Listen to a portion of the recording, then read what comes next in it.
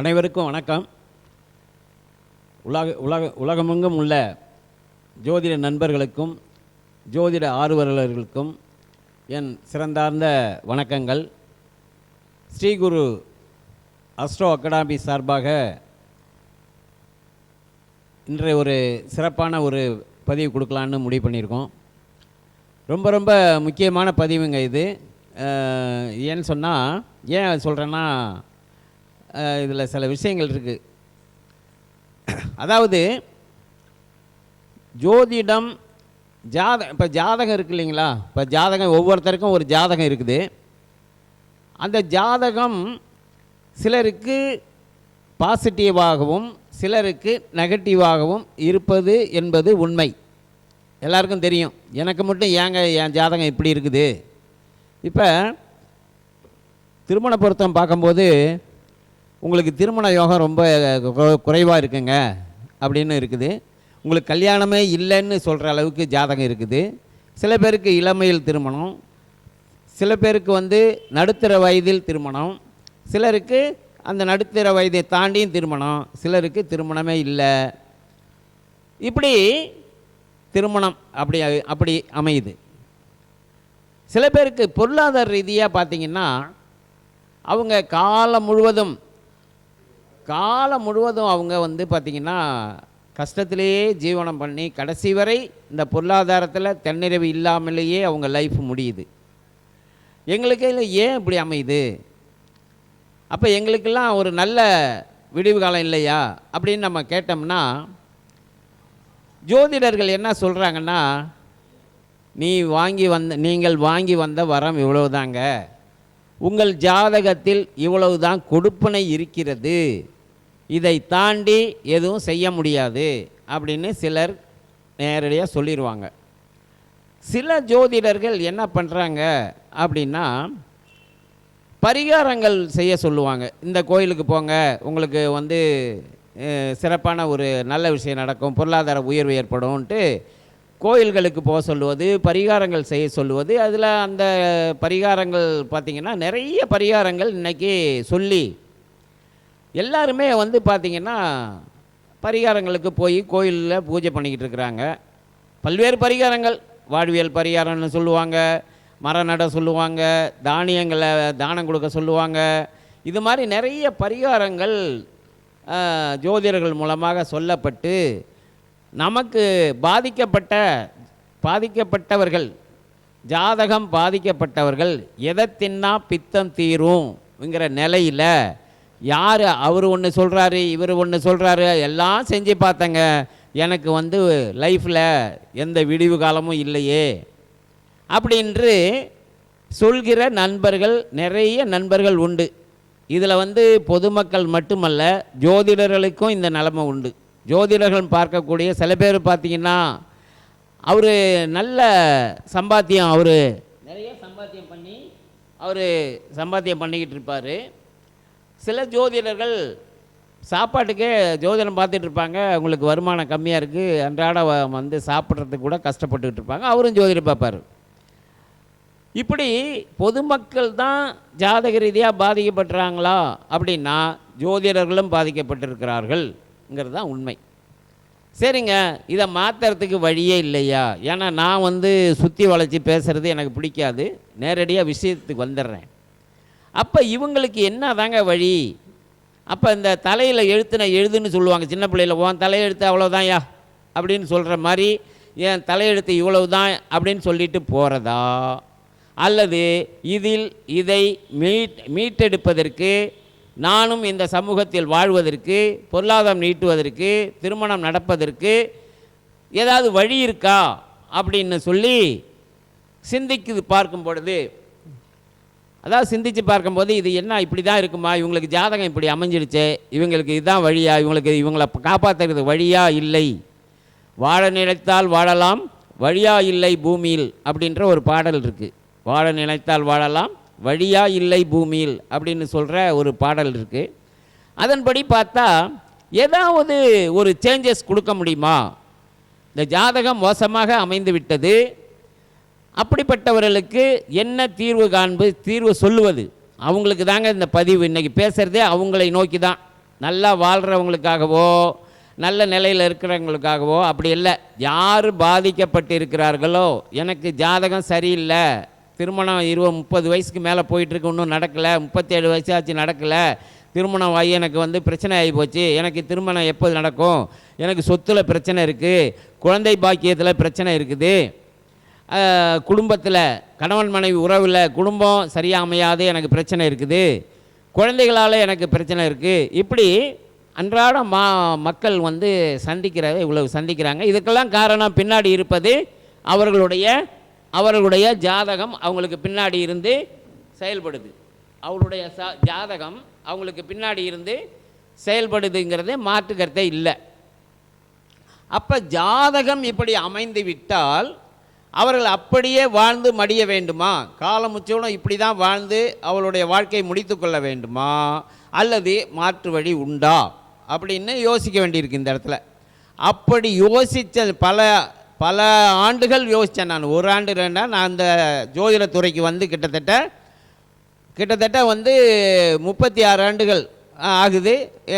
இந்த ஜோதிடத்துறைக்கு உள்ளே 1990 diploma astrology மதுரையில் உள்ள படிக்க போனது. இன்றைய வரைக்கும் படிச்சுக்கிட்டே இருக்கோம். பல்வேறு முறைகளையும் படிச்சுக்கிட்டு இன்றைக்கு ஜாதகம் பார்த்துக்கிட்டு இருக்கோம்.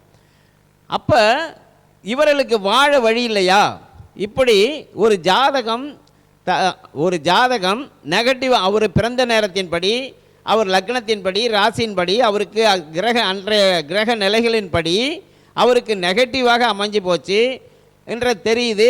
எத்தனை முறையில் பார்த்தாலும், எந்த ஜாதகரை பார்த்தாலும் அதுக்கு பலன் இதுதான் சொல்கிறாங்களே ஒழிய, இந்த ஜாதகத்துக்கு கல்யாணம் இல்லை, இந்த காலத்துக்கு குழந்தை இல்லை, இந்த ஜாதகத்துக்கு சொத்து அமையாது, சொந்த வீடு அமையாது, இப்படி குழந்தைகளால் உனக்கு பிரச்சனை வரும், அவர் லக்னாதிபதியே மோசமான நிலையில் இருக்கார், கெட்டு போயிருக்கிறாரு, இப்படி சொல்லி அவங்கள காலமிச்சவனும் இப்படி தான், எனக்கு விதி இப்படி தான் இருக்குது அப்படின்னு சொன்னது நடப்பதில், நானும் பார்த்ததின் அடிப்படையில் அவர்களுக்கு வாழ வழி இருக்குமா இருக்காதா அப்படின்னு தேடுதல், கிட்டத்தட்ட 35 ஆண்டு 36 ஆண்டுகள் தேடுதல் அடிப்படையில் இப்போ என்ன முடிவுக்கு வர்றோன்னா, அவங்களுக்கும் வழி சொல்ல முடியும்.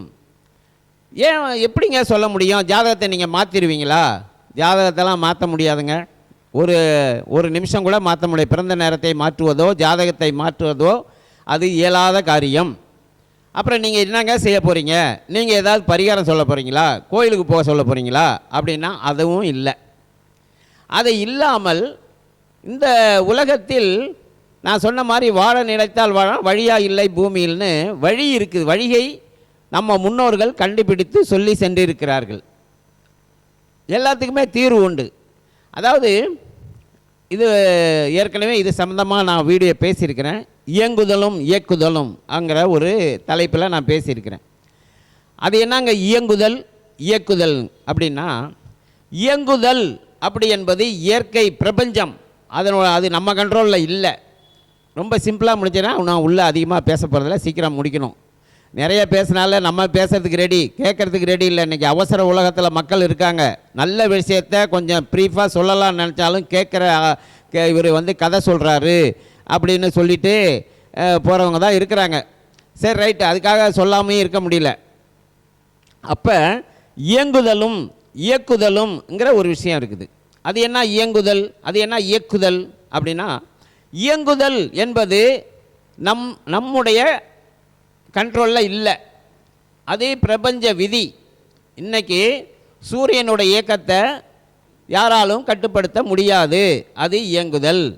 நவ கிரகங்களுடைய இயக்கங்களை யாராலும் கட்டுப்படுத்த முடியாது, அது இயங்குதல்.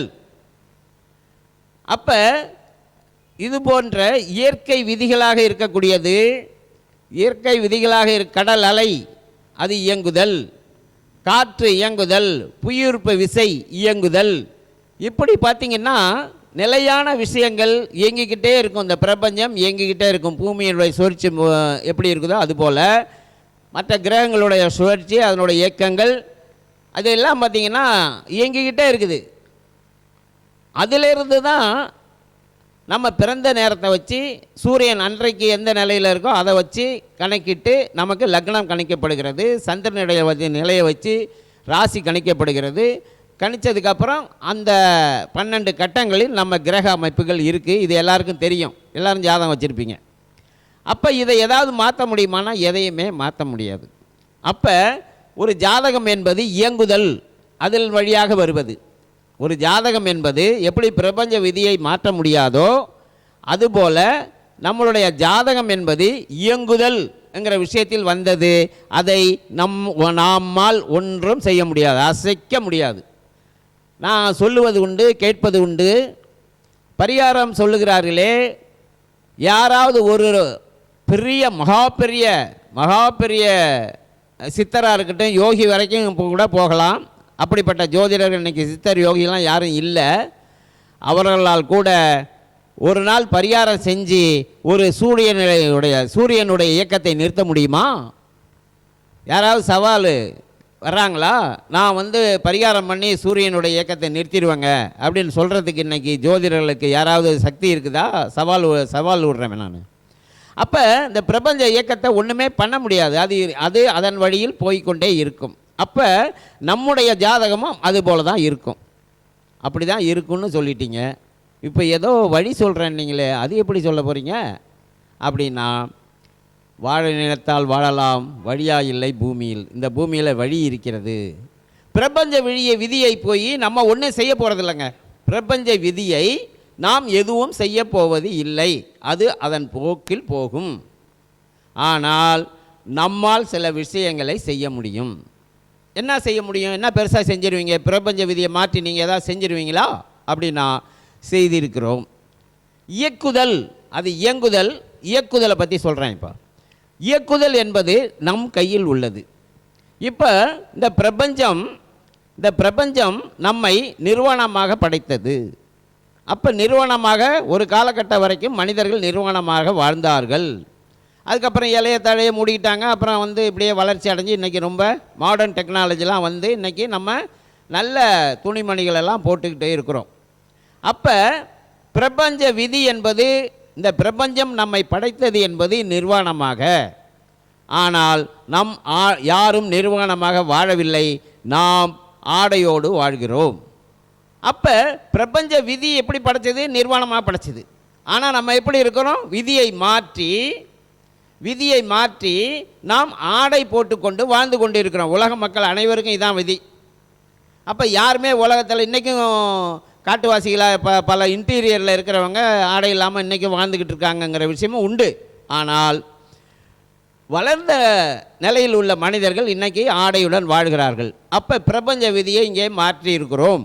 இயக்குதல், நம் கையில் உள்ளது. அந்த இயக்குதலை பயன்படுத்தி, நம்ம மனித அறிவை பயன்படுத்தி நாம் என்ன பண்ணோம்? நாம் ஆடையோடு வசிக்கிறோம், ஆடையோடு வாழ்ந்து கொண்டு இருக்கிறோம். அப்போ பிரபஞ்ச விதியை இப்படி தான் நிர்வாணமாக இருக்கணும்னு நம்ம இல்லை, நம்ம ஆடை போட்டுக்கிட்டு வாழ்ந்துக்கிட்டு இருக்கோம். அப்போ அதுபோல் நம்முடைய ஜாதகம் நெகட்டிவாக அமைஞ்சிருச்சு. அது அந்த ஜாதகப்படி பார்த்தோன்னே தெரியும். நெகட்டிவாக ஒரு கல்யாணம் ஆகலை, லக்னத்தில் சனி இருக்குது, உங்களுக்கு லேட்டு தாங்க திருமணம் ஆகும். 2ஆம் இடத்துல சனி உட்காந்துருக்கு, குடும்பம் அவ்வளோக்கு அமையாது. 7ஆம் இடத்துல சனி பகவான் இருக்கார், உனக்கு மனைவி அழுது லேட்டாக தான் அமையும். லக்னத்தில் கேது இருக்குது, 2ஆம் இடத்துல கேது இருக்குது, 7ஆம் இடத்துல கேது இருக்குது. 7ஆம் வீட்டு அதிபதி 6க்கு போயிடுச்சு, 7ஆம் வீட்டு அதிபதி 8க்கு போயிடுச்சு. விதிகள் அடுக்கிக்கிட்டே போகலாம். லேட் திருமணத்துக்கு அடுக்கிக்கிட்டே போகலாம். 3ஆம் வீட்டு முயற்சி ஸ்தானாதிபதி வீரிய ஸ்தானாதிபதி கெட்டு போச்சு, கேது சாரம் வாங்கிடுச்சு. அப்போ சுக்கிரன் இன்ப ஆசாபாசங்களுக்கு அதிபதியான சுக்கிரன் அது கேது சாரம் வாங்கிடுச்சு, சனி சாரம் வாங்கிடுச்சு. இப்படி நெகட்டிவ் சொல்கிறதுக்கு 1000 வழிகள் ஜாதகத்தில் இருக்குது. அது அப்படி தான் நடக்குது, அப்படி தான் வாழ்க்கை முறையும் இருக்குது. அதில் என்ன மாற்றுக்கிறது இல்லை. அதெல்லாம் பொய் இல்லை, அது உண்மையாக இருக்குது. சரிங்க, இதை அப்படியே விட்டுட்டு போயிடலாமா அல்லது மாற்றி ஏதாவது செய்யலாமா? இங்கே தான் ஒரு விஷயத்துக்கு வர்றேன் நான். எப்படி நாம் நிர்வாகமாக பிறந்தாலும் ஆடை அணிகலங்களோடு வாழ்கிறோமோ அதுபோல் நம் ஜாதகம் இப்படி அமைந்தாலும், நம்மளுடைய ஜாதகம் இப்படி அமைந்தாலும் நாம் மற்றவர்களைப் போல இல்லாமல் ஓரளவு இந்த சமூகத்தில் பிறந்ததுக்கு ஒரு நல்ல முறையில் நாமளும் ஒரு கல்யாணம், எனக்கும் ஒரு குழந்தை அப்படிங்கிற மாதிரி வாழறதுக்கு வழி இருக்கா அப்படின்னா நாம் நினைத்தால் வழி இருக்கிறது.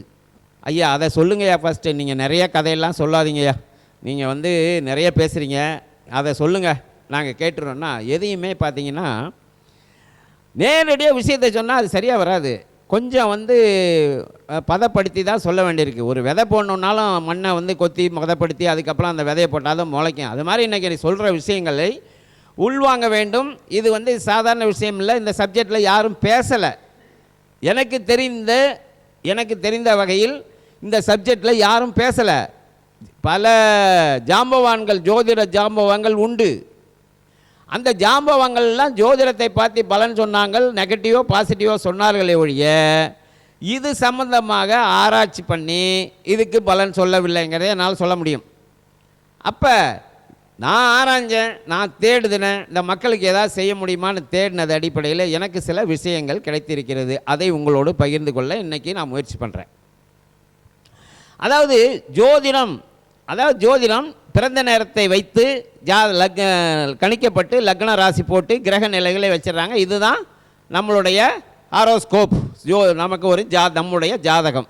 அது நெகட்டிவாக அமைஞ்சு போச்சுங்க. ஆனால் இந்த பூமியில் இறைவன் ஒரு படைக்கும்போது எல்லாரும் வந்து நல்லா இருக்கணும், வாழணுங்கிறதான் படைக்கிறாங்களே ஒழிய யாரும் வந்து வீணாக போயிடணும், கஷ்டப்படணும்னு இறை படைப்பில் அப்படி இல்லை. சிலருக்கு நல்ல ஜாதகம் நேரடியாக அமைஞ்சு போகுது, சில்வர் ஸ்பூனோட பிறந்தான்னுவாங்க. அது மாதிரி எல்லா பேருக்கு அப்படி அமைஞ்சிடுது. சிலருக்கு ஒரு கஷ்ட நஷ்டங்கள் மாதிரி பல்வேறு விஷயங்களை கஷ்டப்பட்டு அனுபவிக்கிற மாதிரி இருக்குது. சில பேருக்கு அது கிடைக்காம போகிற மாதிரி ஜாதகம் அமைப்பும் இருக்குது. அப்போ இவர்களுக்கு என்ன தீர்வு அப்படின்னு பார்த்தா, ஜோதிடம் என்பது ஒன்லி ஜாதகம் மட்டுமல்ல, அதை தாண்டி சில விஷயங்கள் நம்ம முன்னோடிகள், ஜோதிடத்திற்கு முன்னோடியாக இருந்தவர்கள் சில விஷயங்களை கண்டுபிடித்திருக்கிறார்கள். அது என்னங்க கண்டுபிடிச்சாங்க அப்படின்னா, நியூமராலஜி, எண் கணிதம் அப்படிங்கிற ஒரு விஷயத்தை கண்டுபிடிச்சாங்க. எண்கள் நம்மளோடு வாழ்கிறது, பேசுகிறது என்பதில் மாற்று கருத்தே இல்லை. எண்கள் நமது கண்கள்னுவாங்க, நம்மளோட வாழ்கிறது, பேசுகிறதுங்கிறது உண்மை. அப்போ அந்த எண்கள் என்னங்க பண்ணுது? அப்படி எண்களை சொன்ன உடனேயே சில பேர் என்ன சொல்லுவாங்க, ஏங்க ஜோதிடம்தான் நம்ம வந்து பாரம்பரியத்தில் வந்தது, எண்கள் நம்மளோடதோடு இல்லைங்க, அது ஃபாரின்காரங்களோடது அப்படின்னு சொல்லி எண்களை ஒரு பக்கம் இப்படி தள்ளி விட்டுட்டு போகிற மாதிரி இருப்பாங்க.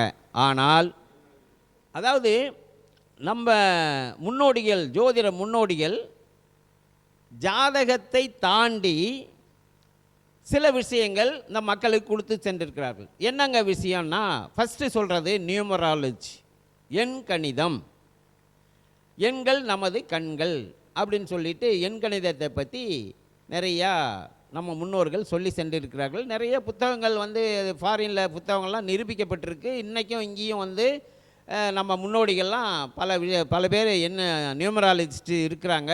அவங்களும் ஒரு பக்கம் அவங்க வேலையை பார்த்துக்கிட்டு இருக்காங்க, சில பேரை காப்பாற்றுறாங்க, எல்லாம் செஞ்சுக்கிட்டு இருக்காங்க. அப்போ எண்ணியல், இப்போ நமக்கு தெரிந்தோ தெரியாமலையோ நம்ம குழந்தையாக இருக்கும்போது நமக்கு ஒரு பெயர் சூட்டப்படுகிறது. யாரால்? நம்மளுடைய அம்மா அப்பா இவர்களால் நமக்கு ஒரு பெயர் சூட்டப்படுகிறது. அப்போ சூட்டுறது யார்? அம்மா அப்பா செலக்ட் பண்ணுறாங்க, ஒரு ஜோசியர்கிட்ட சொல்லுவாங்க. அவர் வந்து என்ன பண்ணுவார், நாமயோகம் பார்த்து, நட்சத்திர ஞாமயோகத்துக்கு எழுத்து பார்த்து ஒரு பெயர் வச்சிடுறாங்க. அந்த பெயர் சில பேருக்கு அதுவே வந்து சரியான பெயராகவும் அமைந்து இருக்கிறது. சில பேருக்கு அவர் பிறந்த ஒரு எண்ணிற்கு அந்த நேமு சரியாக இல்லாமல் இருக்குது. பிறந்த எண்ணிற்குன்னா 1ஆம் தேதி பிறந்தவங்க, 10ஆம் தேதி பிறந்தவங்க, 19ஆம் தேதி பிறந்தவங்க, 28ஆம் தேதி பிறந்தவங்களாம் 1 ஆதிக்கம் பெற்றவர்கள். ஒன்றுன்னா அதுக்கு கிரகம் சூரியன் ஆதிக்கம் பெற்றவர்கள் அப்படின்னு நம்ம சொல்லுவாங்க. அது மாதிரி கூட்டுத்தொகையும் தேதி, மாதம், வருடம் இது 3ஐயும் கூட்டினால் வருகிற எண் 1, 10, 19, 28 இப்படி அமைஞ்சிருச்சுன்னா அதுவும் 1 ஆதிக்கம் பெற்றவர்கள் என்றது நம்ம சூரியனுடைய ஆதிக்கம் பெற்றவர்கள் அப்படின்னு நியூமராலஜியில் சொல்கிறது. அப்போ சூரியன் ஆதிக்க பெற்றவன் அவங்க எப்பயுமே வந்து ஒரு அதிகார மனப்பான்மையோடு இருப்பாங்க. தலைமை பண்பு அவங்கள்ட்ட இருக்கும். அவங்க வந்து அதிகாரம் அவங்களுக்கு தேவை. எப்பயும் அதிகாரத்தை நோக்கி அவர் ஓடிக்கொண்டே இருப்பார்கள். அதிகாரம் அவங்களுக்கு தேடி வரும். இப்படிலாம் நியூமராலஜியில் பலன்கள் உண்டு. அப்போ ஒருத்தருக்கு பிறந்த தேதி ஒன்று இருக்கும். தேதி மாதம் வருடம் கூட்டினா ஒரு நம்பர் வரும். அப்போ உடல் எண் உயிர் எண் அப்படின்னு சொல்லுவாங்க, விதி எண்ணும் சொல்லுவாங்க. பிறந்த தேதிக்கு சில பேருக்கு அந்த பிறந்த தேதியும் கூட்டுத்தொகையும் இணைவான நம்பரில் இருக்கும். இந்த 9 நம்பருக்குள்ளேயே நெகட்டிவ் பாசிட்டிவ்லாம் இருக்குது. இதுவும் கிரகங்களுக்குள்ளே தாங்க வருது. அதை ஃபஸ்ட்டு சொல்லிடணும். எப்போன்னா ஒன்றாம் நம்பர் சூரியன், 2ஆம் நம்பர் சந்திரன், 3ஆம் நம்பர் குரு, 4ஆம் நம்பர் ராகு, 5ஆம் நம்பர் புதன், 6 சுக்கிரன், 7 கேது, 8 சனி, 9 செவ்வாய். இதுவும் நவக்கிரகங்களை உள்ளடக்கி தான் நம்பரும் வருது. நவக்கிரகங்களுக்கும் இந்த நம்பர்களுக்கும் சம்பந்தம் இல்லாமல் இல்லை, அதுவும் சம்பந்தப்படுகிறது. அப்போ எப்படி கிரகங்களுக்குள் சண்டை, ஒருத்தருக்கு ஒருத்தர் எதிரி மாறி இருக்காங்களோ, செவ்வாய்க்கும் சனிக்கும் ஆகாது, சூரியனுக்கும் சரிக்கும் ஆகாதும்பாங்க. இப்படி வந்து எப்படி நெகட்டிவ் இருக்குதோ அதுபோல் நம்பரும் கிரகம் தானே. அப்போ நம்பருக்குள்ளும் நெகட்டிவ் இருக்கிறதுங்கிறதையும் நம்ம புரிஞ்சுக்கணும். அப்போ ஒருத்தருக்கு ஜாதகம் நெகட்டிவ் அமைஞ்சி பேரும் நெகட்டிவ் அமைஞ்சிருச்சுன்னு வச்சுங்க, அவ்வளோதான், முடிஞ்சு போச்சு. அவரை யாரும் காப்பாற்ற முடியாது. ஏன்னா விதி பாருங்க அப்படி அமைஞ்சிரும். ஜாதகம் தான் நெகட்டிவ்னு பார்த்தா ஜாதகத்தை யாராலும் மாற்ற முடியாத பிறந்த நேரத்தை அது அமைஞ்சு போகுது. அது அப்படியே இருக்கணும். ஆனால் பேர் வச்சுக்கிறது நம்ம தானே வச்சோம். அந்த பேரனாலும் நம்ம மாற்றி நமக்கு அந்த நம்ம பிறந்த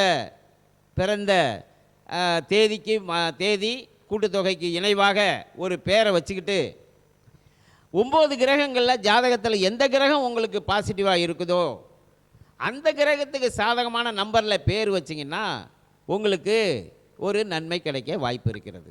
அது மாதிரி ஜாதகத்தில் யோகி அவயோகின்னு சொல்லுவாங்க. அப்போ நீங்கள் உங்களுடைய பேர் அவயோகியில் வச்சுக்கிட்டு ஐயோ எனக்கு கஷ்டப்படுறேங்க, நான் கஷ்டப்படுறேங்க அப்படின்னு சொன்னால், எப்பா ஜாதகம்தான் இப்படி இருக்குது, பேரையும் ஏயா இப்படி வச்சுக்கிட்ட, நான் எங்கே வச்சேங்க, எங்கள் அப்பா அம்மா அப்போ வச்சுருக்குறாங்க, சரி ரைட்டு, இன்றைக்கி உனக்கு தெரிஞ்சு போச்சுல்ல, நீ பெயரை மாற்றிக்கொள். பேரை அது எப்படிங்க மாற்றுறது, அதுக்கெல்லாம் வழிகள் நாங்கள் சொல்லுவோம், எப்படி மாற்றுறது என்ன பண்ணுறதுன்னு. அப்படி மாற்றினால் பலன் கிடைக்குமா? கண்டிப்பாக கிடைக்கும், கண்டிப்பாக கிடைக்கும். அது எப்படிங்க கண்டிப்பாக கிடைக்குங்கிறீங்க? நானே என் பெயரை மாற்றியவன் தான். நான் வந்து பார்த்தீங்கன்னா 8ஆம் தேதி பிறந்தவன், 8/2/1957 என்னுடைய டேட் ஆஃப் பர்த், பிறந்த நாள் 8/2/1957. அப்போ என்ன வரும்? 8ஆம் தேதி பிறந்திருக்கேன், கூட்டுத்தொகை 5 வரும். என் பேர் வந்து பார்த்தீங்கன்னா எங்கள் அப்பா பேர் பரமானந்தம், பி இன்சியல் போட்டு ஆறுமுகம் அப்படின்னு எனக்கு பேர் வச்சுருந்தாங்க. பி ஆறுமுகம். நான் ஸ்கூலில் படிக்கும்போது படித்து அதுக்கப்புறம் வந்து ஒரு வேலைக்கு வந்ததுக்கு வரைக்கும் நான் இந்த ஆராய்ச்சிக்குள்ளே 90 ஜோதிட ஆராய்ச்சிக்குள்ளே போகிறேன். அது வரைக்கும் என்னுடைய பெயர் பி ஆறுமுகம்.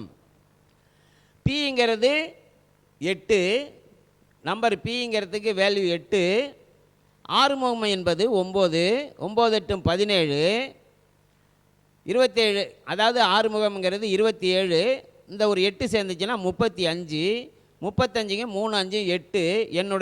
என்னுடைய பெயர் 8 இருந்தது. 8ஆம் தேதி பிறந்து 8லேயே ஒருத்தர் பேர் வச்சுருந்தார்னா அவர் இந்த வாழ்க்கையில் இந்த பிரபஞ்சத்தில் கஷ்டப்படுறதுக்குன்னே பிறந்திருக்காரு அப்படின்றது விதி. ஏன்னா இப்போ பிறந்தது 8, அது தவிர்க்க முடியாது. ஆனால் பேரனாலும் ஏதாவது ரெமடியாக 8க்கு ரெமடியாக பேரை வச்சுருக்கலாம்ல, அதுவும் 8ல் போய் அமைஞ்சு நான் ரொம்ப வாழ்க்கையில் மிக மிக மிக கஷ்டப்பட்டேன். நல்ல வேலைக்கெலாம் வந்து கூட கஷ்டப்பட்டு, வேலைக்கு வந்து கூட கஷ்டப்பட்டேன். அதுக்கப்புறம் நம்ம இது தெரிஞ்சதுக்கப்புறம் நியூமராலஜி படி என்னுடைய பெயரை 5 மாற்றிக்கொண்டேன். அதுக்கப்புறம் என்னுடைய லைஃப்பில் பல நல்ல விஷயங்கள் நடைபெற்றது. அதனால தான் சொல்கிறேன்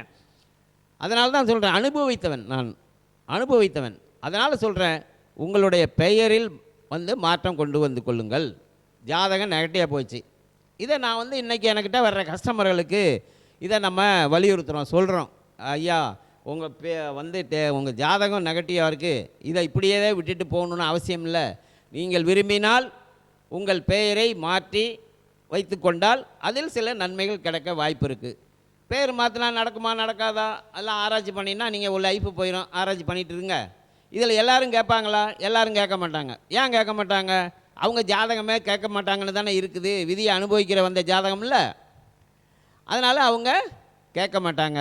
சில பேருக்கு நேரம் அன்று நன்றாக இருந்தால், ஏதோ நடக்கிற தசாபுத்தி, ஒரு குரு பார்வை, ராசியை குரு பார்க்குறது, கோச்சாரத்தில் ஒரு நல்ல நேரம் வந்துருந்துச்சுன்னா அவங்க நம்ம சொல்கிறத கேட்டு, அப்படிங்களா ஐயா, ஏதாவது வாழ்க்கையில் எனக்கு ஏதாவது நல்ல விஷயம் நடக்குமா அப்படின்னு கேட்டு நாம் சொல்லுவதை அவர் ஏற்றுக்கொண்டு அதற்கான வேலையை செய்வார்கள். செய்து பலன் அடைந்தவர்கள் என்னிடம் உண்டு. பலன் அடைந்தவர்கள் ஒன்று. ஒரு பொண்ணுக்கு 37 வயசு கல்யாணம் ஆகலை. அந்த அம்மா அழுகுறாங்க. அவங்க அம்மா வந்து, பொண்ணுக்கே 37னா அந்த அம்மாவுக்கு என்ன வயசு இருக்கும் பாருங்கள், அழுகுறாங்க. அப்போ அந்த பேரை பார்த்தோம், ஜாதகத்தில் கொஞ்சம் நெகட்டிவ் இருக்குது. ஆனால் பேர் வந்து பார்க்கும்போது போட்டு பார்க்குற நல்லா தான் இருந்துச்சு. பேர் என்ன பேரும் நல்லா இருக்க, இதுக்கு கல்யாணம் நடந்துருக்கணுமே, ஏன் நடக்காமல் இருக்குன்னு பார்க்கும்போது, அப்போ தான் இன்னும் கொஞ்சம் ஒரு நாள் டைம் கொடுங்க, இன்னும் கொஞ்சம் நான் வந்து ஆராய்ச்சி பார்க்கணுன்னு பார்க்கும்போது அந்த பெயரில் ஒரு சின்ன மிஸ்டேக் இருந்ததை கண்டுபிடிச்சேன். பெயரை மாற்றி கொடுத்தேன். திருமணம் நடந்தது. இதெல்லாம் நடந்த விஷயந்தான், ப்ராக்டிக்கல் நடந்த விஷயம் சொல்கிறேன். இது வந்து ஏதோ ஃபோக்கஸுக்காக பேசுகிறேன், பெருமைக்காக பேசுகிறதா இல்லை, நடந்த விஷயம். விருப்பப்பட்டால் கேட்டு, நெகட்டிவாக இருக்கிறவங்க தன்னுடைய பெயரை மாற்றிக்கொள்ள விருப்பம் இருந்தால் நீங்கள் தொடர்பு கொள்ளலாம். அதுக்கான வழிகளை சொல்லி தரப்படும். அது கூட உங்கள் ஜாதகத்தில் அதுக்கு விதி இருந்தால் தான் அதுவும் நடக்கும். நீங்கள் கேட்பீங்களா? கேட்க இறை அருள் வேணும், 9ஆம் இடம் நல்லா இருக்கணும்பாங்க. இதெல்லாம் இருந்தால் ஏதோ உங்களுக்கு நல்ல விஷயம் நடக்கும். அப்போ நாம் பிறந்தது இயங்குதல், இது இயக்குதல். இப்போ வந்து பார்த்திங்கன்னா சூரியன் இன்றைக்கி 110 டிகிரி வெயில் இருக்குது, பின்னி எடுக்குது, வெளியில் போக முடியல. ஆனால் நம்ம என்ன பண்ணுறோம்? ஒரு கொடை பிடிச்சிட்டு போகலாம், காலில் செருப்பு போட்டுக்கிட்டு வெளியில் போகலாம், அல்லது ரொம்ப வசதி இருந்தால் ஏசி காரு வச்சுக்கிட்டு போகலாம். நம்ம ரூமை ஏசி பண்ணி வீட்டில் குளுகுளுன்னு இருக்கலாம். அப்போ 110 டிகிரி வந்து இயங்குதல், நம்ம ஏசி போட்டுக்கிறது இயக்குதல்.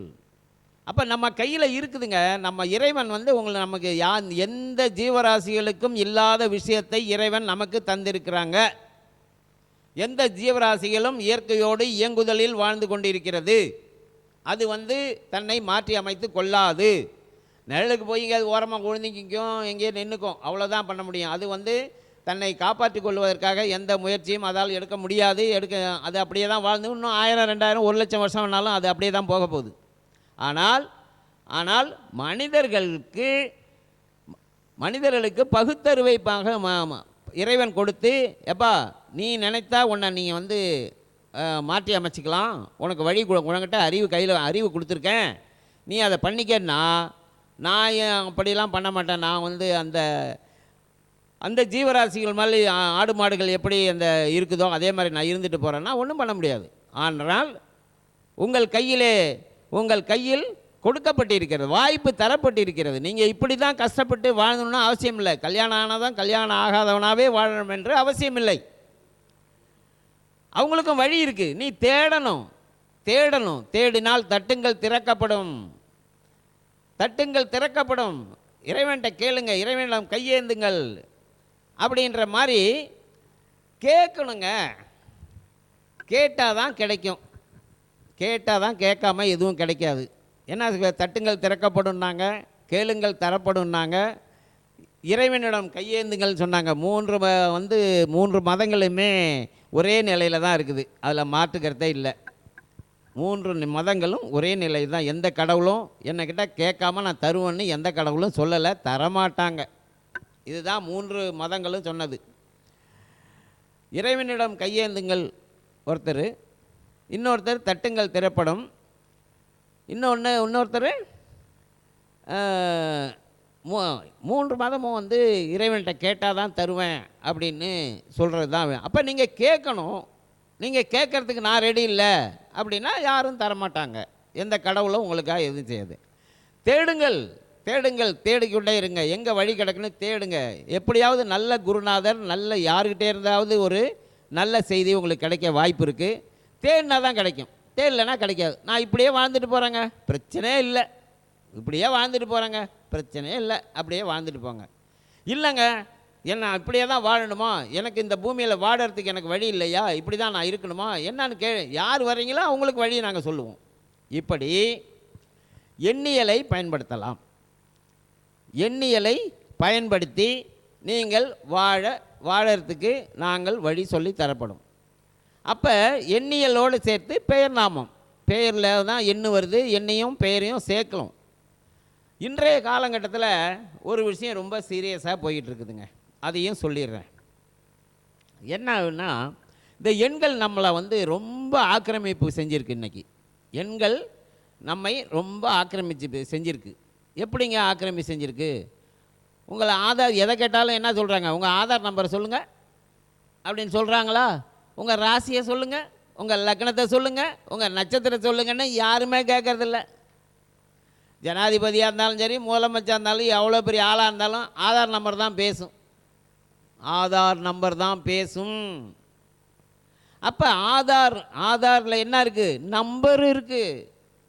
அந்த ஆதார் நம்பர் பேசுகிறது போல் இன்றைக்கி நீங்கள் பேசிக்கிட்டே இருக்கீங்களே, ஒரு செல்லு நம்ம உடம்புல செல்லு இருக்குல்ல, அணுக்கள், அது மாதிரி செல்லு இன்னைக்கு கையில் வந்துருச்சு.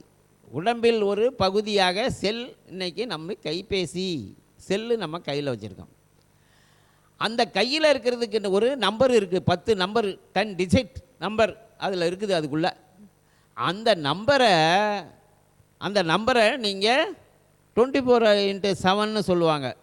அது மாதிரி இங்கே பேசுகிறது பேசிக்கிட்டே இருக்கிறது. செல்லு இல்லாமல், கையில் செல்லு இல்லாமல் எங்கேயும் போகிறதில்ல, வரதில்லை, தூங்குறதில்லை, எப்போ பார்த்தாலும் செல்லு. அப்போ செல்லுக்குள்ளே என்ன இருக்குது? ஒரு நம்பர் இருக்குது. அந்த நம்பரு உங்களை ஆக்கிரமிக்கிறது. என்னங்க இது, ஏதோ ஜாதகம் வந்துச்சுன்னு சொன்னீங்க, கிரகங்கள்னு சொன்னீங்க, அது வந்து நெகட்டிவாக இருக்குது பாசிட்டிவாக இருக்குன்னு சொன்னீங்க, ஏற்றுக்கலாம். இந்த செல் நம்பரு நம்மளை ஆக்கிரமிச்சிருக்குதா அப்படின்னா, ஆமாம், அதுவும் நம்மளை ஆக்கிரமிச்சிருக்கு. சமீபத்தில் இது சார்ந்து ஒரு கோர்ஸ் படித்தேன். ஒரு 6 மாதம் ஆச்சு. 6 மாதமாக அனலைஸ் பண்ணிக்கிட்டு இருக்கேன். 6 மாதமாக அனலைஸ் பண்ணதில் அது 100% வேலை செய்யுதுன்றது தெரிஞ்சிச்சு. தெரிந்தது பிறகு, படித்ததுக்கு பிறகு என்னுடைய செல் நம்பரை மாற்றினேன். நான் வந்து எதையுமே அடுத்தவங்களுக்கு வந்து சொல்லிவிட்டு நான் இந்த பக்கம் போகிற ஆள் கிடையாது. நான் ஒன்று சொல்கிறேன்னா அதை நான் ப்ராக்டிக்கலாக பார்த்துட்டு தான் நான் சொல்லுவேன். அப்போ நான் அந்த கோர்ஸ் படிக்கும்போது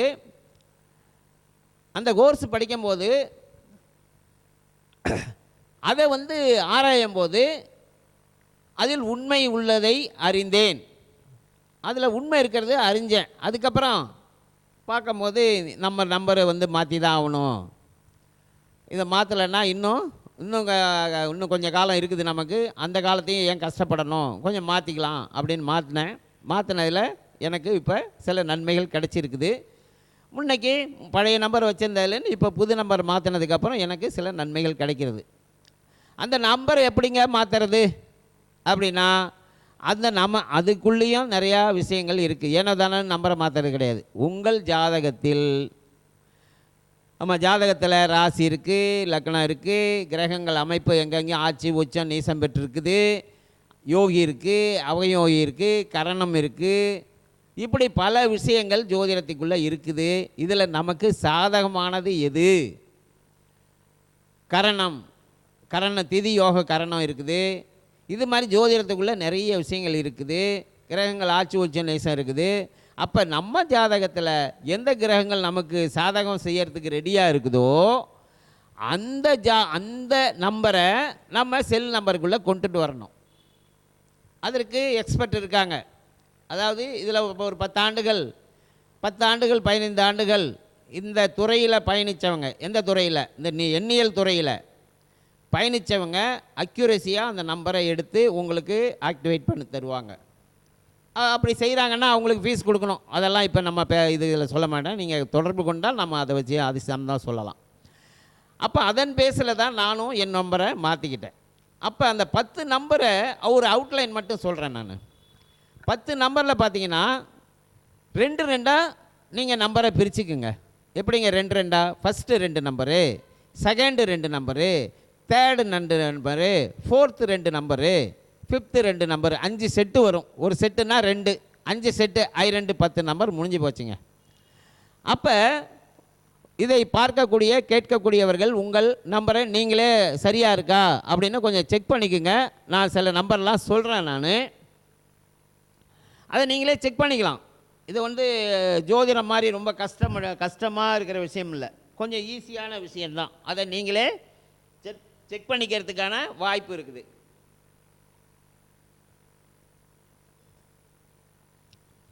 ஏன் நம்பர் தானே, நம்பர் நான் சொல்கிற நம்பர் உங்கள்கிட்ட இருந்தால் நல்லா இருக்குது, இல்லைன்னா கெட்டதாக இருக்குது, அவ்வளோதான்.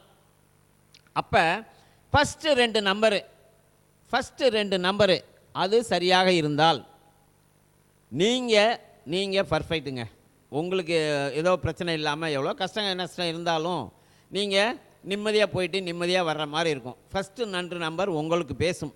ஃபஸ்ட்டு 2 நம்பரு, அந்த நம்பர் யார் பயன்படுத்துகிறார்களோ அவர்களுக்கு அந்த ஃபஸ்ட்டு 2 நம்பர் பேசும். அது சரியாக அமைந்து விட்டால், நல்ல நம்பரை உங்கள் ஜாதக ரீதியாக உங்களுக்கு நல்ல நம்பராக அமைஞ்சிட்டா, அல்லது இயற்கையிலேயே அது நல்ல நம்பராக இருந்தால் உங்களுக்கு நீங்கள் ஃப்ரீ. இப்போ அந்த 2 நம்பர் உங்களுக்கு சில தொந்தரவு இல்லாமல் போகும். Right, okay.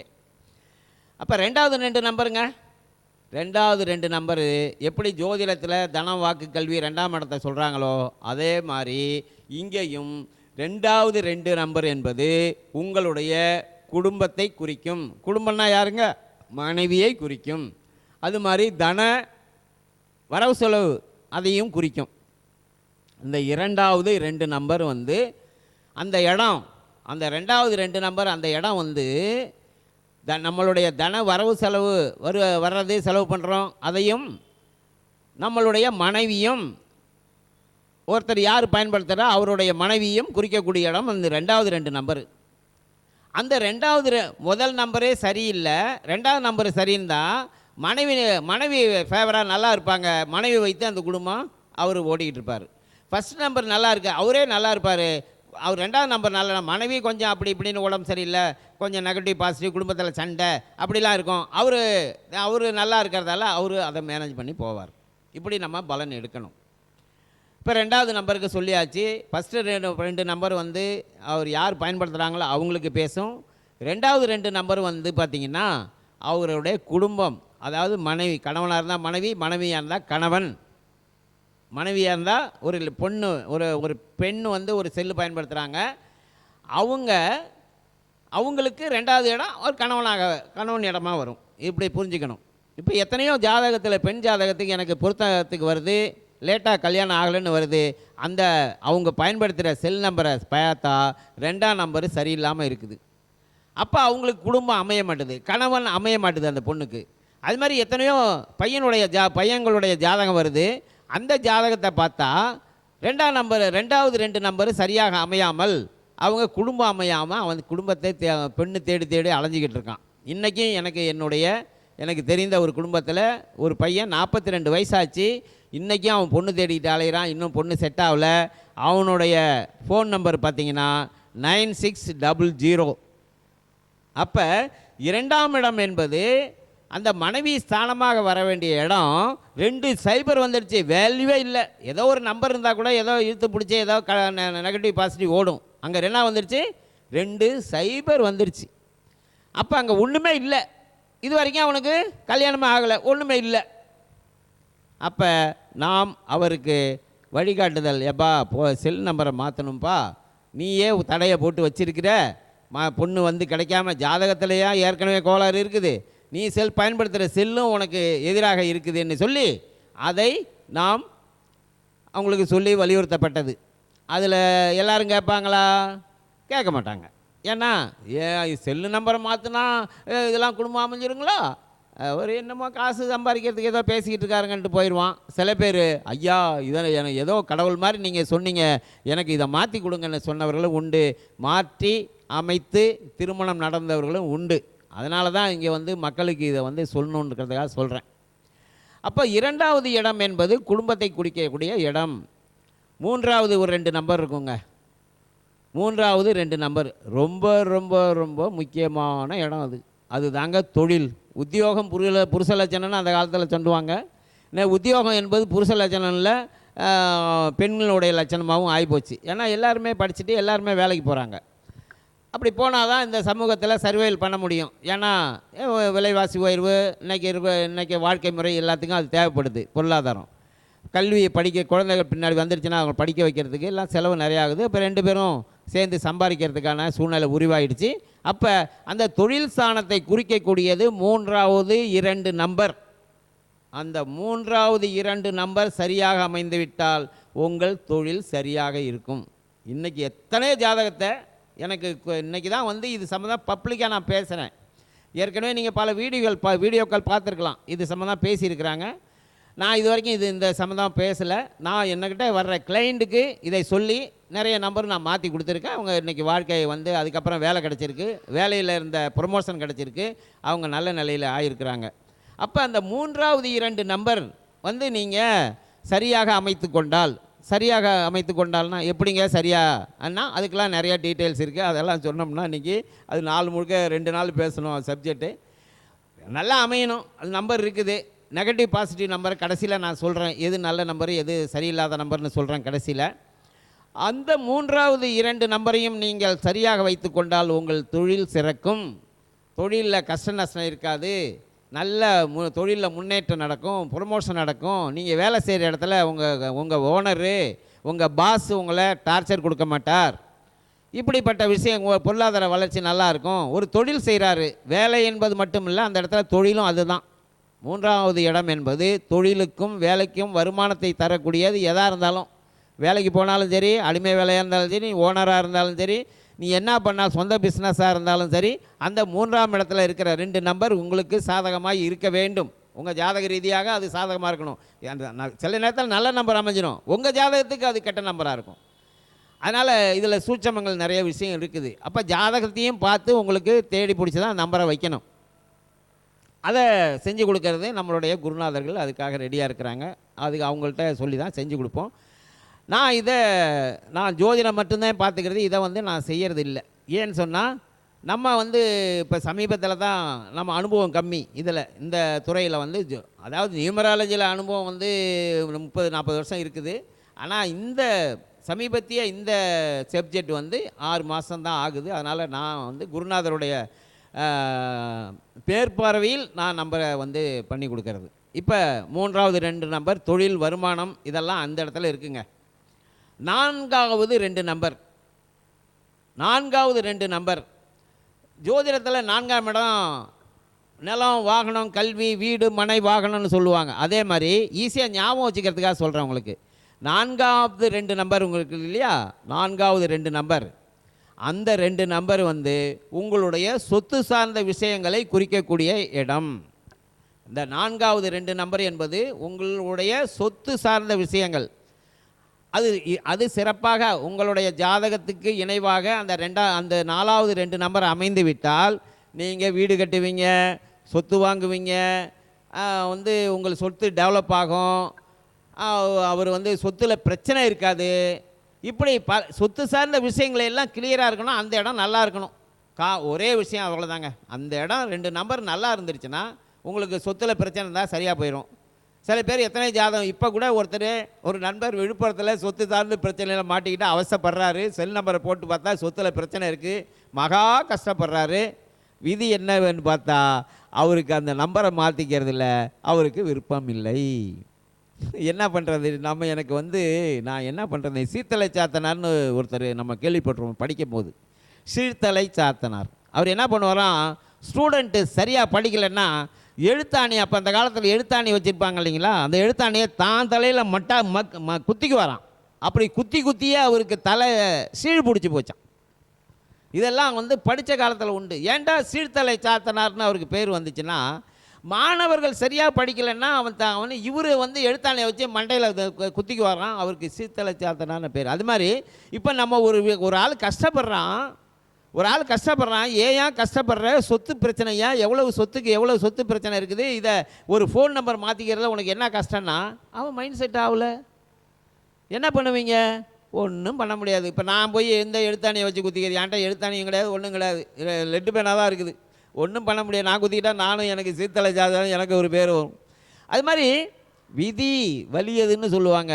அவர் அதை சொன்னாலும் கேட்கவில்லை. அவர் இன்று வரை சிரமப்பட்டு கொண்டு இருக்கிறார். இது மாதிரி இன்னொரு ஒரு ஜாதகம், சொத்து சொத்து பிரச்சனை, பிரிஞ்சு சொத்து வரணும் வரல. அவங்க ஜாதகம் பார்க்குறாங்க. அவங்க ஜாதகம் பார்த்தோன்னா ஜாதகத்தில் பிரச்சனை இருக்குது. சரி செல் நம்பர் கொடுங்கன்னா செல் நம்பரில் அதை விட பிரச்சனை இருக்குது. ஏன்யா இவ்வளவு பிரச்சனையை வச்சுக்கிட்டு எப்படியா உனக்கு சொத்து வரும், இதெல்லாம் மாற்றுங்க அப்படின்னா அவங்க இருங்க நாங்கள் கூடி பேசிட்டு வரோன்னு. பேசு கூடி பேசு வந்து இருக்கட்டும். ஒன்றும் பண்ண முடியாது.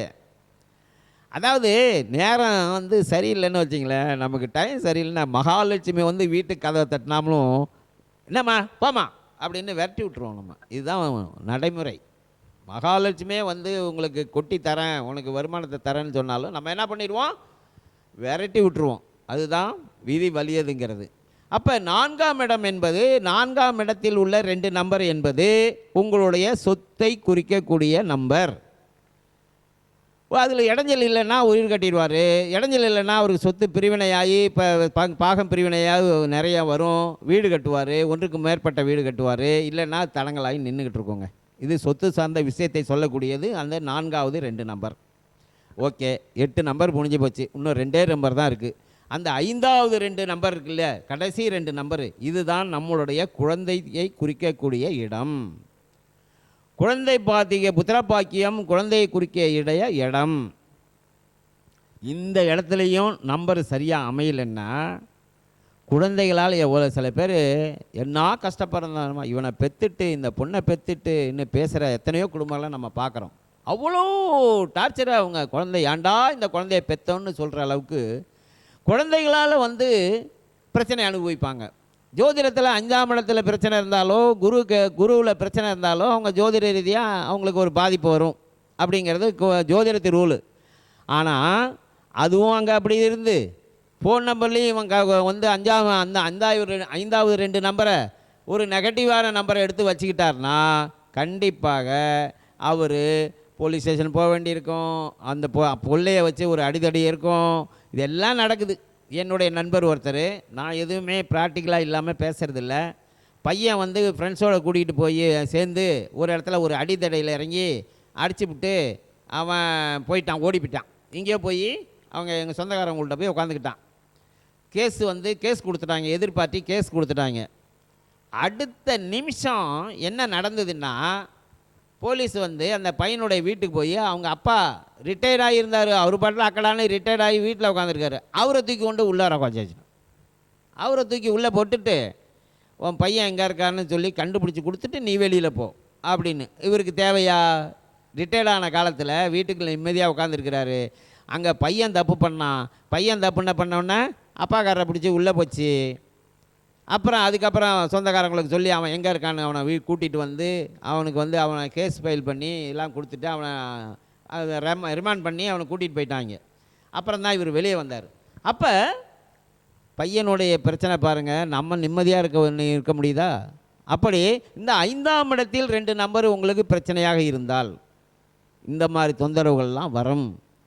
படிச்சுக்கிட்டு இருப்பான், நல்லா படிச்சு இந்த நம்பர் 5வது 2 நம்பர் சரியில்லைன்னா படிக்கிறதுல பிரச்சனையாகி நல்லா படிச்சுருந்தாங்க, என்னமோ தெரியலங்க அவன் வந்து ஏதோ பிரச்சனை ஆகுது, அவனால் மன கஷ்டமாக இருக்குதுங்க, படிக்க மாட்டான் அப்படின்னா அங்கே போய் போட்டு பார்த்தோம்னா அந்த 5ஆம் இடத்துல பிரச்சனை இருக்கும். ஐயோ நம்பரை மாற்றியா, ஏன் வந்து நம்பரை வச்சுக்கிட்டு உன் பையன் வாழ்க்கையை நீ கெடுக்கிற, அதை மாற்றி கொடுன்னு சொல்லி எத்தனையோ பேருக்கு நம்பரை அந்த இடத்த மாற்றி கொடுத்து, இப்போ நம்பரை மாற்றும் போது நாங்கள் அந்த இடத்த மட்டும் பார்க்குறதில்ல, எல்லாத்தையும் பார்ப்போம். ஃபஸ்ட்டு 2 நம்பரு அவர் நல்லா இருக்கணும், 2வது நம்பரு அவருடைய குடும்பம் மனைவியோ கணவனோ நல்லா இருக்கணும், அவங்களுக்கு வருமானம் நல்லா இருக்கணும். 3வது 2 நம்பரு அது தொழில் சிறப்பாக இருக்கணும், தொழிலை வச்சு தான் வாழ்க்கை, வருமானம் வச்சு தான் வாழ்க்கை, அவர் தொழில் வருமானம் உத்தியோகம் அதை சரி பண்ணணும். 4ஆம் இடம் ஏதோ ஒரு அதிகபட்ச சொத்து, இப்போ கோடியாக சேர்க்கலைனாலும் ஒரு இருக்கிறதுக்கு ஒரு இடம் வீடு கட்டணும், முன்னோர்கள் சொத்து எதாக இருந்தால் பிரிவினையாக வரணும், அதையும் சரி பண்ணுவோம். 5ஆம் இடம் குழந்தைகள் நாளைக்கு நல்லா இருக்கணுங்கிற அந்த விஷயத்தையும் பார்த்து தான் அந்த 10 நம்பரையும் உங்களுக்கு 2 நம்பராக பார்த்து உங்களுக்கு ஒரு சிறப்பான நம்பரை எடுத்து தரப்படும் நீங்கள் விரும்பினால். இல்லைங்க எனக்கு நான் இப்படியே இருந்துட்டு போகிறேன், ஓகே, யாரும் வந்து ஒன்றும் கேட்க போகிறதில்ல, சொல்ல போகிறதில்ல. மாற்றத்தை விரும்பினால் மாற்றிக்கொள்ளலாம், விரும்பலைன்னா அப்படியே போகலாம். அதனால் இந்த எண்ணியல் என்பது நம்மளை இன்றைக்கி ஆக்கிரமிச்சிட்ருக்கு. நான் கேட்குறேங்க ஒரே ஒரு விஷயம். நீங்கள் இதில் நிறைய பேர் உலகம் முழுக்க நண்பர்கள் பார்த்துக்கிட்டு இருப்பீங்க. இப்போ உங்களை கேட்குறேன், டக்குன்னு உங்கள்கிட்ட உங்களுடைய பிறந்த தேதி தமிழ் மாதத்தினுடைய தேதியை சொன்னால் சொல்லுவதற்கு எத்தனை பேருக்கு தெரியும்? நீங்கள் பிறந்த வருடம், தமிழ் வருடம் எதுன்னு கேட்டால் எத்தனை பேருக்கு சொல்ல தெரியும்? தெரியாதுங்க. மாசி மாதம், பிரபவ வருஷம் மாசி மாதம்னு யாருக்காவது தெரியுமா? விளம்பி வருஷம் வந்து தை மாதம்னு யாருக்காவது தெரியுமா? பிறந்த தேதி என்ன? உடனே இங்கிலீஷ் தேதி தான் சொல்கிறோம். ஏன்? எண்கள் நம்மளை ஆக்கிரமித்து இருக்கிறது என்பதை புரிந்து கொள்ள வேண்டும். இன்றைக்கி தமிழர்களாக இருந்தாலும் தமிழ் மாதமோ தேதியோ நமக்கு எத்தனை பேருக்கு தெரியலை. நம்ம வந்து என்ன பண்ணிட்டோம், ஸ்கூலில் படிக்கிறதுலேருந்து இன்னை வரைக்கும் பர்த்டே எதை கொண்டாடுறோம்?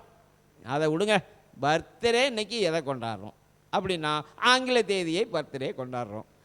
எதை கொண்டாடுறீங்களோ, எதை நினைவில் வைத்து இருக்கிறீர்களோ அதுதாங்க உங்கள் ஞாபகத்தில் இருக்கும், அதுதாங்க உங்களுக்கு வேலை செய்யும். அப்படி இருக்கும்போது தமிழ் தேதி வருடம் உங்களுக்கு தெரியவும் இல்லை, அதை பற்றி கவலையும் இல்லை, அது வேலை செய்யாது. திருமண தேதியை கேளுங்க, யாராவது வந்து வைகாசி மாதம் 13ஆம் தேதி இந்த வருஷம்னு யாராவது சொல்கிறாங்களா? திருமண தேதி கொண்டு சொன்ன உடனே ஆங்கில தேதி, பர்த்டே கேட்டால் ஆங்கில தேதி, வேலைக்கு சேர்ந்த தேதியை கேட்டால் ஆங்கில தேதி, ரிட்டையர்ட் ஆன தேதியை கேட்டால் எல்லாமே ஆங்கில தேதியை பயன்படுத்திட்டு அப்புறம் நியூமராலஜி ஆங்கில முறை, அது எதுக்குங்க நமக்கு? அதை தானே நம்ம பயன்படுத்திக்கிட்டு இருக்கோம். அப்போ அது வேலை செய்யுமா செய்யாதா? இவ்வளோதாங்க, வேலை செய்யுது. வேலை செய்யலைன்னாக்கா நான் இவ்வளோ தூரம் இங்கே பேச மாட்டேன். நான் வேலை செய்கிறது. அப்போ உங்களுடைய செல் எண்ணை நீங்கள் மாற்றி அமைத்து கொண்டால் உங்களுக்கு இருக்கிற நெகட்டிவ்ஸு, தொழிலில் இருந்தால் அது சரி பண்ணலாம், குழந்தைகளால் பிரச்சனை அதை சரி பண்ணலாம், குடும்பத்தில் பிரச்சனை அது சரி பண்ணலாம். சில பேருக்கு பாருங்கள், இன்னும் ஒரு சீரியஸான விஷயம் சொல்கிற பாருங்க, அதை மறந்துட்டேன் நான். ஆண் குழந்தை வேண்டுமா, அது கூட நம்பர் இருக்குங்க.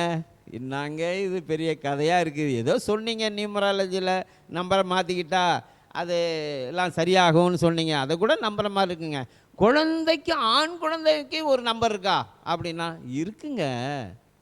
ஏன்னா இது எல்லாமே கிரகங்கள்ங்க. ஆண் கிரகம் எதுங்க? ஏங்க குரு ஆண் கிரகம், செவ்வாய் ஆண் கிரகம், சூரிய ஆண் கிரகம், 9 கிரகத்தில் 3 ஆண் கிரகம் இருக்கா இல்லையா? இருக்கா இல்லையா? இருக்குல்ல. அப்போ ஆண் கிரகம் வந்து உங்களுக்கு ஆண் குழந்தை வேணும்னா ஆண் கிரகத்தை ஆக்டிவேட் பண்ணால் உங்கள் ஆண் குழந்தை வந்துட போகுது. அவ்வளோதான் லாஜிக்கு. கிரகங்களில் 9ல் ஆண் கிரகம் இருக்குது, பெண் கிரகம் இருக்குது, அலிகிரகமும் இருக்குது. ஜோதிடத்தில் ரொம்ப கிளியருங்க. நம்ம சித்தர்கள் எல்லாத்தையும் கொடுத்துட்டு போயிட்டாங்க. ஆண் கிரகம் எது? குரு, சூரியன், செவ்வாய், முழு ஆண் கிரகம். பெண் கிரகம் சுக்கிரன் பெண் கிரகம், சந்திரன் பெண் கிரகம். சந்திரன் வந்து ஒரு சிக்கலான கிரகம். ஏன்னா அவர் ஒரு நிலையில் இருக்கிறதில்ல. வளர்பிறை சந்திரன், தேய்பிறை சந்திரன் இருப்பார். அப்போ அதுக்கு ஒரு பிரச்சனை இருக்குது, அதுவும் பெண் கிரகம் தான். புதன் பெண் கிரகம், ஆனால் அதுலேயும் ஒரு பிரச்சனை இருக்குது. ஆணுக்கு எப்பயுமே பிரச்சனையே இல்லை, 3 கிரகம் ஆணு தான். ஆனால் பெண் கிரகத்தில் சுக்கிரன் முழுமையான பெண்ணு. புதன் அந்த புதன் சேருவதை பொறுத்து ஆணோட சேர்ந்தால் அது ஆணாக மாறும், பெண்ணோட சேர்ந்தால் பெண்ணாக மாறும். அவர் இப்படி வருவார். அப்போ அலிகிரகம் எது அப்படின்னா புதன், சனி, கேது எல்லாம் அலிகிரகத்தில் வருது. இப்படி வந்து பிரிக்கப்பட்டிருக்கிறது. அதனால் உங்களுக்கு ஆண் குழந்தை வேண்டுமா, உங்கள் செல் நம்பரை குழந்தை ஸ்தானத்தில் கொண்டு போய் செல் நம்பரில் 10 நம்பரில் கடைசி 2 நம்பரை ஆண் குழந்தைக்கான நம்பரை வைத்து அதை ஆக்டிவேட் பண்ணினால் ஒரு குறைஞ்சபட்சம் ஒரு 3 மாதத்துலேருந்து 6 மாதம்னாலும் அந்த செல்லை நீங்கள் முழுமையாக பயன்படுத்தணும். அதை பயன்படுத்தினால் அந்த காலகட்டம் உங்களுக்கு குழந்தை பிறக்கிறதுக்கு சாதகமாக இருந்தால், ஏன்னா இப்போ நான் போய் 79 வயசு 69, 10 வருஷம் என்னன்னு தெரியல, கூட போகுது, 79ன்னு வந்துடுச்சு, வாழ்க வளமுடன். 69 வயசு நான் போய் நான் வந்து செல் நம்பரை மாற்றி எனக்கு ஆண் குழந்தை வேண்டும்னா ஏன்டா லூஸா நீன்னு எல்லோரும் கேட்பீங்க. அப்படி அல்ல. குழந்தை பெற்றுக்கொள்வதற்கு தயாராக இருப்பவர்கள், குழந்தைக்காக முயற்சி பண்ணி கொண்டு இருப்பவர்கள், 2 ஏற்கனவே பெண் குழந்தை இருக்குங்க, எனக்கு ஒரு ஆண் குழந்தை வேணும்னு நினைக்கிறவங்க என்ன பண்ணிக்கலாம்? இதை பயன்படுத்தலாம். நடக்குங்க, நடந்திருக்குங்க. அதனால தாங்க சொல்கிறோம். அதுக்காக தான் இன்றைக்கி ஒரு விழிப்புணர்வு.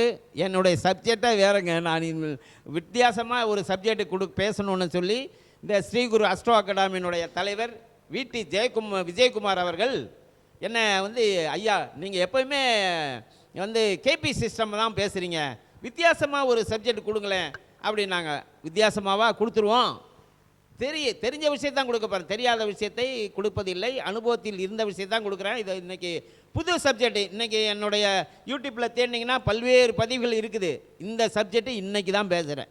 இன்றைக்கி மக்களுக்கு ஒரு சிறப்பு விஷயமாக இன்றைக்கி இந்த விஷயத்தை கொடுத்துருக்கேன்.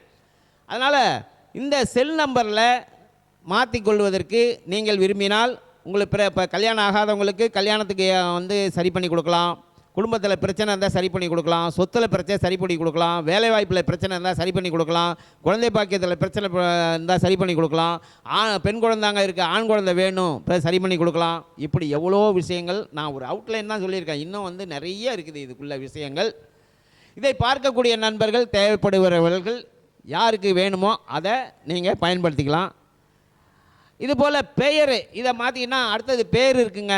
பேருக்குள்ளேயும் நிறைய விஷயங்கள் இருக்குது. இப்படியே சார் பேசலாமா, முடிக்கலாமா சார்?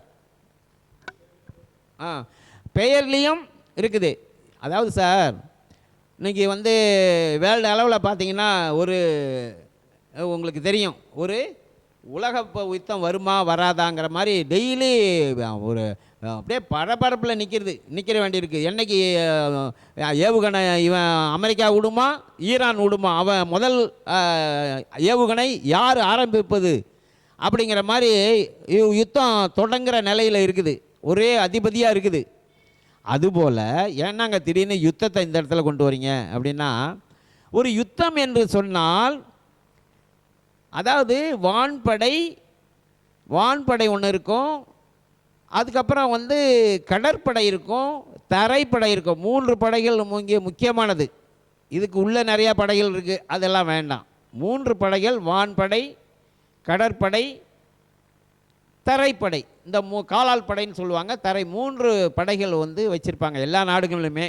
இப்போ பார்த்தீங்கன்னா உலக சூழல், அமெரிக்கா 2 பெரிய கப்பலை கொண்டாந்து கப்பற்படையும் வான்படையும் 2 இணைஞ்சி இருக்கிற மாதிரி அவங்க கொண்டாந்து வச்சுருக்காங்க. அது எதுக்கு இதை சொல்கிறேன்னா, ஒரு விஷயத்தை நீங்கள் சிறப்பாக செய்து முடிக்க வேண்டும் என்றால் எப்படி யுத்தத்தில் ஜெயிக்கிறதுக்கு 3 படைகளை பயன்படுத்துகிறார்களோ அதுபோல் நாம் வாழ்க்கையில் வெற்றி பெற நாம் 3 விஷயங்களை பயன்படுத்த வேண்டும். அது என்னங்க 3 விஷயம் அப்படின்னு பார்த்தா, ஜோதிடத்தை பயன்படுத்தணும், நியூமராலஜியை பயன்படுத்தணும், அது மாதிரி பெயரியல் கணிதம்ங்கிறதையும் பயன்படுத்தினால் 3ம் ஒருவருக்கு சாதகமாக அமைந்து விட்டால் அவர் சிறப்பாக ஒரு ரூட்டில் போயிட்டே இருப்பார், தங்கு தடையின்றி போயிட்டே இருப்பார். இதில் எதில் பிரச்சனை இருந்தாலும், ஜாதகத்தில் பிரச்சனை இருந்தாலும் அவர் ரொம்ப கஷ்டப்பட்டு உழுந்து ஏந்திரிச்சு அடிபட்டு தான் மேலே போக வேண்டியிருக்கும்.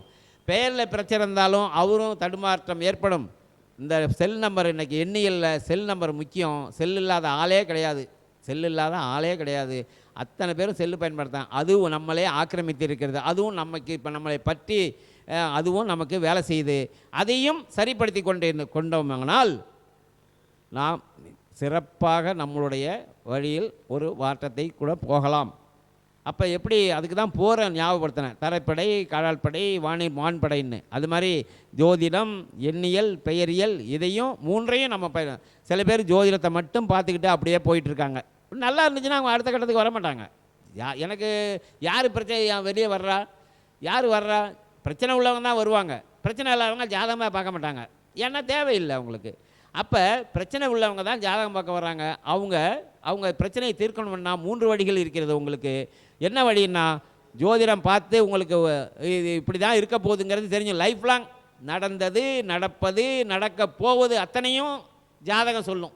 நான் சொல்லிடுவேன், எதை கடந்து வந்தீர்கள், எதை கடந்து கொண்டிருக்கிறீர்கள், எதை கடக்கப் போகிறீர்கள்ங்கிற 3 விஷயத்தையும் என்னால் கேபியில் ரொம்ப சூப்பராக சொல்ல முடியும், சொல்லிக்கிட்டு இருக்கேன். அதுபோல் அங்கே பிரச்சனை இருந்ததுன்னா ஜாதகத்தில் உங்களுடைய பெயரை மாற்றி பேருனா பேரையே மாற்றணும் இல்லைங்க. நீங்கள் என்னை கான்டாக்ட் பண்ணால் நான் உங்களுக்கு ஐடியா சொல்லுவேன். பேரையே மாற்றணும்னு அவசியம் இல்லை. இப்போ ஆறுமுகம் பேரை நான் ஆறுமுகம்னு பேரை மேலே மாற்றலை, ஹச் ஒன்று போட்டேன். GHAARUMU GAMன்னு இருந்துச்சு, அங்கே ஒரு ஹச்சை போட்டேன். முன்னாடி அப்பா பேர் அம்மா பேர் அன்னம், அதை போட்டேன். AP ஆறுமுகம்னு போட்டேன். ஞாபகத்தொன்று வந்துச்சு. 5 பேர் வைத்து கொண்டேன். அதுபோல் பேர் மாற்ற வேணாம், உங்களுக்கு லெட்டர்ஸ் உள்ளுக்குள்ளே சேஞ்ச் பண்ணி உங்களுக்கு தரப்படும். அதுக்கப்புறம் அதை இப்போ இவ்வளோ நாளாக அடித்து அது கெசட்டில் மாற்றணும், அதெல்லாம் எங்கள் விஷயம். அதுக்கு உங்களுக்கு ஐடியா நாங்கள் சிறப்பாக சொல்லிடுவோம். அதெல்லாம் மாற்றிக்கொள்ளலாம், அது ஈஸியாக மாற்றிக்கலாம். எங்கள் ஃபோன் நம்பர் நான் 10 வருஷமாக நான் ஃபோன் நம்பர் வச்சுருக்கேங்க. பேங்கில் இருக்குது, ஆதார் கார்டில் இருக்குது, அதில் இருக்குது, இதில் இருக்குது. எனக்கு தான் இருந்துச்சு, எனக்கு தாங்க இருந்துச்சு. இப்போ நான் எல்லாத்தையும் போய் ஆதார் கார்டில் மாற்றினேன், பேங்கில் மாற்றினேன், ரேஷன் கார்டையில் மாற்றிட்டேன், எல்லாத்தையும் மாற்றினேன். மேலே முடிஞ்சு போகுது. இன்னுமே நான் ஏன் மாற்றணும்? லைஃப் லாங் இதே நம்பரில் நான் இருக்க போகிறேன். அப்படி மாற்றிக்கொள்வதற்கு வழி இருக்குது. வாழ நினைத்தால் வாழலாம். அதுதான் திரும்பவும் சொல்கிறேன், நம்ம விரும்பினா இதெல்லாம் செஞ்சுக்கலாம். நான் இல்லைங்கன்னா இப்படியே இருந்துட்டு போகிறேங்க, வாழ்க வளமுடன். இப்படியே இருந்துட்டு போகிறீங்கன்னா வாழ்க வளமுடன் அப்படின்னு சொல்லிவிட்டு நாங்கள் எங்கள் வேலையை பார்ப்போம். இன்றைக்கி இந்த ஸ்ரீகுரு அஸ்ட்ரோ அகாடமி சார்பாக ஒரு சிறப்பு பேச்சாக இருக்கட்டுங்க. மக்களுக்கு ஏதாவது புதுசாக சொல்லுங்கள். ஜோதிடம்னு ஜோதிடத்தை பொழுதிக்கும் பேசுகிறீங்களே அப்படின்னாங்க. என்னிடம் இருந்த விஷயத்தை இன்றைக்கி மக்களுக்கு சொல்லியாச்சு. இதை பார்க்கக்கூடியவங்க என்னுடைய செல் நம்பர் சொல்லிடுறேன். புதிதாக வாங்கிய என்னுடைய செல் நம்பர் 97 87 97 87 79 92 97 97 87 79 92 97. இதுதான் என்னுடைய புதிய செல் நம்பர். இதில் வாட்ஸ்அப்பும் இருக்குது, ஜிபேயும் இதுதான். எல்லாமே பேங்கில் எல்லாமே இதை கொடுத்தாச்சு. இதுதான் ஆக்டிவேட்டில் இருக்குது. இந்த நம்பருக்கு உங்களுக்கு எந்த சந்தேகம் இருந்தாலும் கூப்பிடுங்க. உடனடியாக நீங்கள் எவ்வளோ பண்ணல, சந்தேகத்தை கேளுங்க. என்னங்க இப்போ ஜாதகம் பார்க்கணுங்க, ஜாதகம் பார்த்தா தான் எல்லாத்துக்கும் பேசு. ஜாதகம் பார்க்காம இது ஜாதகமே இல்லைங்க. எனக்கு ஜாதகம் பார்க்கணுன்னு சொன்னால் ஜாதகமே இல்லையே, நான் என்னங்க பண்ணுறது? உங்களுக்கும் வழி இருக்குது. நீங்கள் கால் பண்ணுங்கள், உங்களுக்கு நான் பலன் சொல்கிறேன். நீங்கள் ஜாதகமே இல்லையா, ஒன்றையும் கவலைப்படாதீங்க. என் நம்பருக்கு கால் பண்ணுங்கள். ஐயா எனக்கு ஜாதகம் இல்லை, எனக்கு பலன் பார்க்கணும், என்ன சொன்னால் பார்த்துருவோம். அதுக்கும் வழி இருக்குது. நம்ம சித்தர்களுங்க எல்லாத்துக்கும் வழி ஏற்படுத்தி வச்சுட்டு போயிருக்கிறாங்க. நம்ம தான் அதை தேடி போகிறதில்ல, பயன்படுத்திக்கிறது இல்லை. அது பக்கம் நம்ம பாட்டில் நம்ம வேலையை பார்த்துட்டு போயிட்டுருக்கோம். ஆனால் நம்ம தேவைன்னா நமக்கு எல்லாத்துக்கும் வழி சொல்லிட்டு போயிருக்காங்க. நீங்கள் இந்த நம்பருக்கு கால் பண்ணுங்கள். உங்களுக்கு நான் என்னால் முடிந்த யோசனையை சொல்ல முடியும், வழிகாட்ட முடியும் என்று சொல்லி, நான் என்னுடைய மெயின் சப்ஜெக்ட் பார்த்தீங்கன்னா ஜோதிடம் தான். ஜோதிடத்தில் KP சிஸ்டம் உயர்கணித சார ஜோதிடத்தில் நான் பலன் சொல்லிகிட்டு இருக்கேன். அதுவும் வித்தியாசமாக இருக்கும் உங்களுக்கு. ஏன்னா ஜோதிடம் ரொம்ப அகலம் ஆழமாக உள்ளது. அதில் யாரும் ரொம்ப நான் தான் சூறப்புள்ளின்லாம் சொல்கிறதுக்கு இல்லை. எல்லாம் படிக்கணும் படிச்சுக்கிட்டே இருக்கணும். லைஃப் முழுக்க அவ்வளோ விஷயங்கள் இருக்குது. நானும் படித்தேன். நான் கிட்டத்தட்ட எத்தனை வருஷம், 35-20 வருஷம் படித்தேன். அதுக்கப்புறம் 2015 நான் KP சிஸ்டத்துக்குள்ளே வந்தேன். அது சிறப்பான பலனை சொல்ல முடிஞ்சுது. அந்த முறையில் நான் ஜாதகம் பார்த்துட்ருக்கேன்.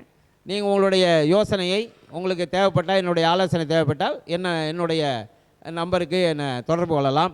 இதுவரை எனக்கு வாய்ப்பளித்த ஸ்ரீகுரு அஸ்ட்ரோ அகாடமி அதனுடைய தலைவர் VT விஜயகுமார் அவர்களுக்கு நன்றி கூறி என்னுடைய உரையை இத்துடன் முடிக்கிறேன். நன்றி, வணக்கம், வாழ்த்துக்கள்.